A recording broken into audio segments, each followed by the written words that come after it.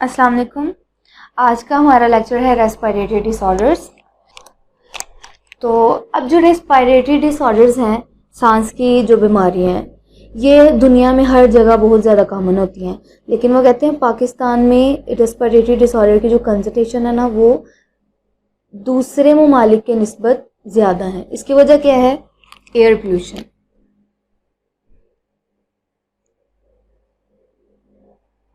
Air pollution, अब इतनी traffic है, उससे जो इतना डेडली स्मोक रिलीज होता है, ठीक है, उसके अंदर बहुत सारे केमिकल्स होते हैं और एलिमेंट्स होते हैं, हार्ड मर्करी वगैरह होते हैं। अब जब उन्होंने हवा में रिलीज होना है, तो अब हम हवा तो हम सांस लेने के लिए हम हवा तो अंदर लेके जाते हैं, तो उसके रिजल्ट में वो सारे केमिकल्स और एलिमेंट्स जो हैवी मेटल्स हैं वो भी हमारे सांस के थ्रू अंदर चले जाते हैं। उसकी वजह से ये डिसऑर्डर्स हो जाते हैं। तो सबसे पहला डिसऑर्डर है ब्रोंकाइटिस।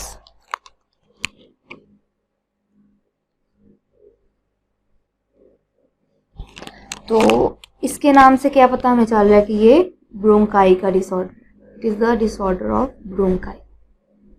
इसमें क्या होता है? ये ट्रेकिया आगे दो ट्यूब्स में डिवाइड होती थी, उसको ब्रोंकाई कहते थे, जो कि लंग्स में आगे एंटर हो जाती थी। ये ट्रेकिया था और ये क्या है? ब्रोंकाई। अब होता क्या है कि ब्रोंकाइटिस में होता ऐसा है कि जो ब्रोंकाई के अंदर एक्सेसिव सिक्रीशन होना शुरू हो जाती है म्यूकस की, ठीक है। म्यूकस क्या है? उसने ब्रोंकाई के अंदर उसकी सिक्रीशन होना शुरू हो जाती है, इसके अंदर म्यूकस आना शुरू हो जाता है और ये इसके रिजल्ट में जो ये ट्यूब्स हैं वो स्वेलिंग इनमें होना शुरू हो जाती है, वो स्वेल हो जाती हैं।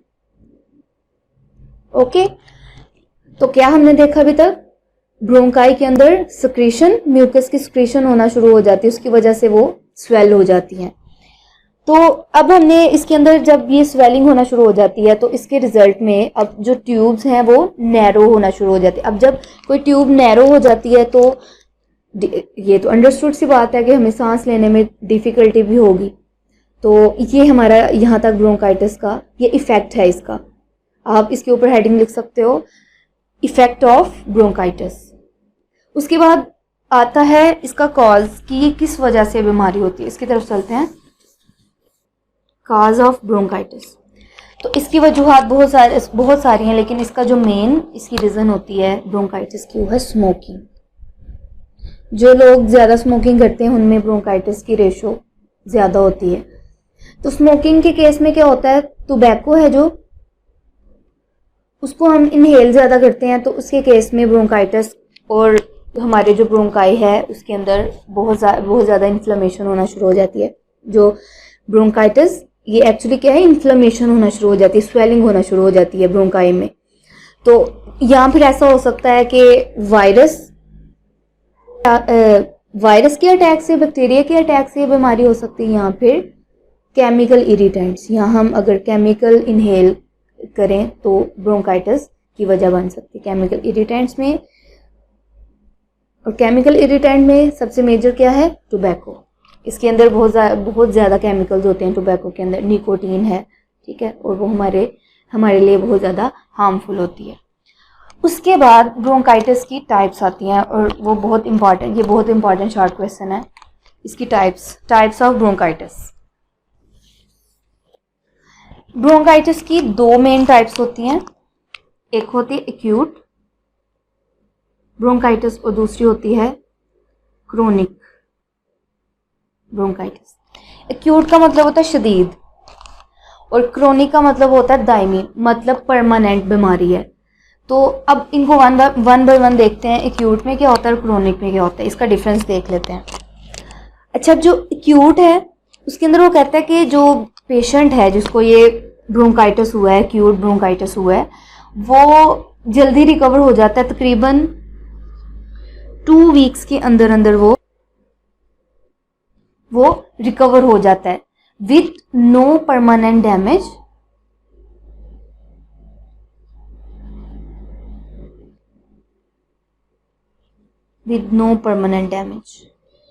To his or her bronchi. इसका मतलब क्या है?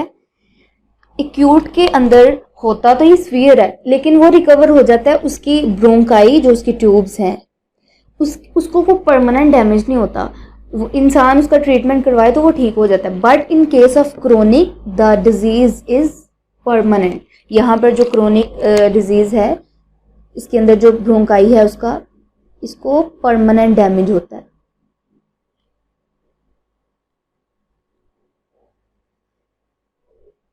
ठीक है, फॉलो कर लिया आपने। एक्यूट में क्या है, उसकी ब्रोंकाई को परमानेंट डैमेज नहीं होता, 2 वीक्स के अंदर वो ठीक हो जाता है।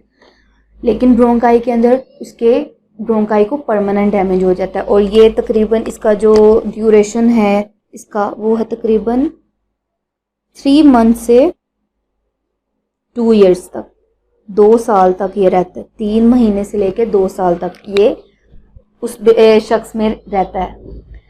तो यहाँ तक हमारा ये था टाइप्स ऑफ ब्रोंकाइटिस, एक्यूट और क्रोनिक। उसके बाद इसका हम देखते हैं सिम्टम्स, मतलब अगर किसी को ये बीमारी हो गई है ब्रोंकाइटिस, तो हमें कौन सी ऐसी अलामात उसमें शो होंगी कि हमें पता चलेगा कि इसको ब्रोंकाइटिस हुआ है। तो इसकी तरफ चलते हैं। सिम्टम्स, अलामात कौन सी हैं? जिस शख्स को ब्रोंकाइटिस हुआ है उसको कफ होगी, ठीक है, उसकी सिम्टम्स में कफ शामिल होगी, खांसी होती है उसको बहुत ज़्यादा। माइल्ड वीजिंग होगी। माइल्ड वीजिंग का मतलब है रात को सोते वक्त जब वो सोता है तो उसके ना सांस लेने के साथ साथ उसकी सीटी की आवाज़ भी निकलती है उसके अंदर से, ठीक है, तो उसको कहते हैं माइल्ड वीजिंग। फीवर होता है, ठीक है, उसको टेम्परेचर होता है साथ में, इसके अलावा चिल, उसको ठंड लगती है, और शॉर्टनेस ऑफ ब्रीथ।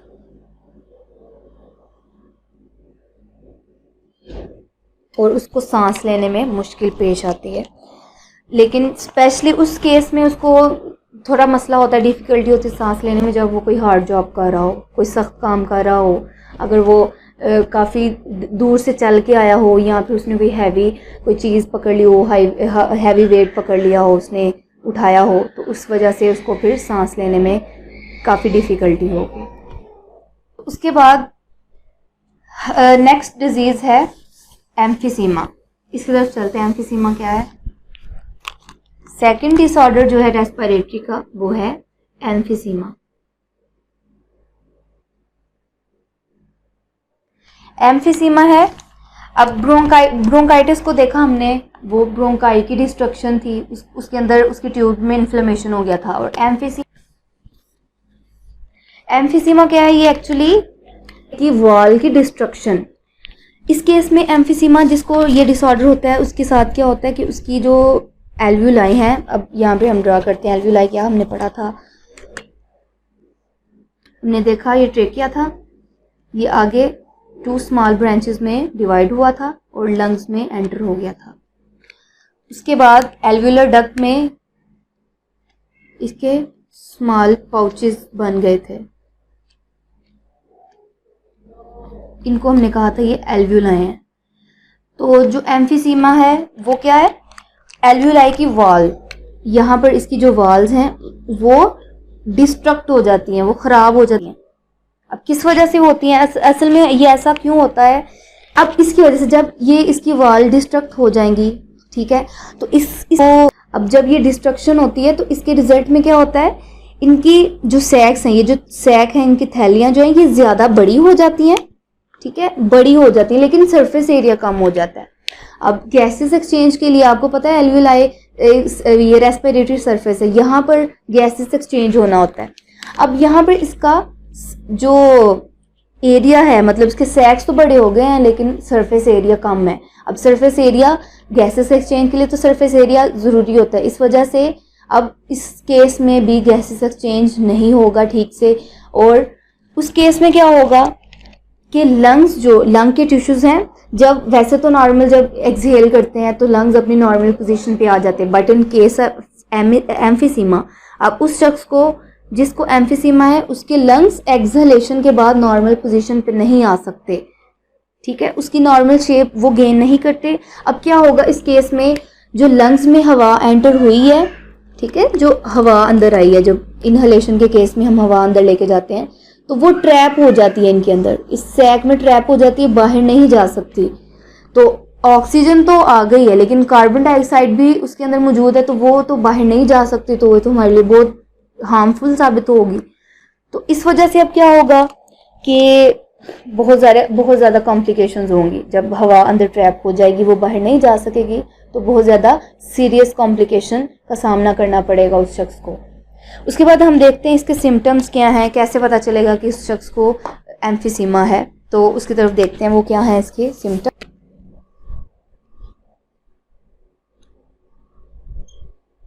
इसके सिम्टम्स में सबसे पहला है शॉर्टनेस ऑफ ब्रीथ।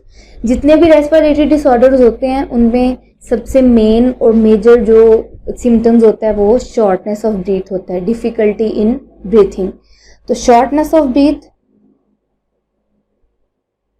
उसको सांस लेने में मसला होगा, फ्रीली वो स्मूथली सांस नहीं ले सकता वो। फैटिग, थकावट होगी उसको, ठीक है, थोड़ा सा काम कर लेगा और उसको थकावट होना शुरू हो जाएगी। Recurrent, third one is recurrent respiratory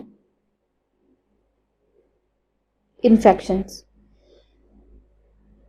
recurrent का मतलब होता है बार बार उसको रेस्पिरेटरी इन्फेक्शन होता रहेगा, उसको थोड़े वक्फे के बाद उसको सांस लेने में मसला होगा, ज़रा से काम करने से उसको थकावट हो जाएगी। ये अमल वक्फे के साथ उसको ये होता रहेगा। फोर्थ वन है वेट लॉस, उसका वजन भी घटना शुरू हो जाता है। तो ये इसके सिम्टम्स थे।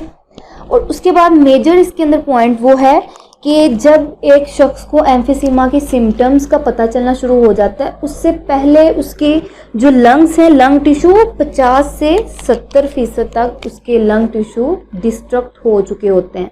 ये इतना सीवियर है, इतना डेंजरस है ये, कि जब एक शख्स में ये इसके सिम्टम्स शो होना शुरू हो जाते हैं, उससे तब तक जो एम्फीसीमा है उसके लंग टिश्यू का 50 to 70% सब कुछ उसका डिस्ट्रक्ट कर चुके होते हैं। तो इस कदर ये डेंजरस डिसऑर्डर है। तो उसके बाद इसके केस में क्या होता है, उस शख्स में लेवल जो ऑक्सीजन का लेवल है ब्लड के अंदर वो भी कम होना शुरू हो जाता है और सीरियस कॉम्प्लिकेशन होना शुरू हो जाती है। अब इसका हम बात देखते हैं कि वो ऑक्सीजन की कमी का क्या फ़र्क है उसके ब्लड में। अगर ऑक्सीजन कम हो जाएगी तो वो क्या होगा। अब हमने लास्ट लेक्चर में अपना देखा था जब एयर पैसेज वे की बात,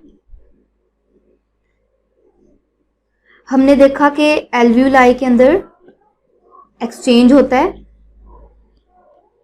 ब्लड डीऑक्सीजनेटेड जो ब्लड था उसके अंदर कार्बन डाइऑक्साइड की कंसंट्रेशन थी ज़्यादा। यहाँ पर हम देखते हैं डीऑक्सीजनेटेड ब्लड था जो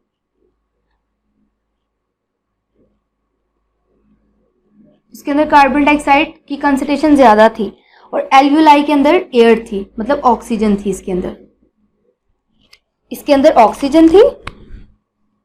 अब यहाँ पर एक्सचेंज होना है, ब्लड के अंदर ऑक्सीजन आनी थी और कार्बन डाइऑक्साइड यहाँ आ जाएगी। तो अब जब ये नॉर्मल पाथ पे उसको नहीं मिल रहा एक्सचेंज करने का, तो एयर इसके अंदर ट्रैप हो जाएगी, ऑक्सीजन ब्लड में नहीं जा सकेगी और ब्लड से कार्बन डाइऑक्साइड इसके अंदर नहीं जा सकेगी कि वो दोबारा उसको पीछे वाले ऑर्गन में जाते जाते उसको एक्सहेल कर सके। तो इसकी वजह से बहुत ज़्यादा इसको कॉम्प्लिकेशन होंगी, ठीक से गैसेस एक्सचेंज भी नहीं हो सकेगा, ब्लड को ऑक्सीजन भी नहीं मिलेगा।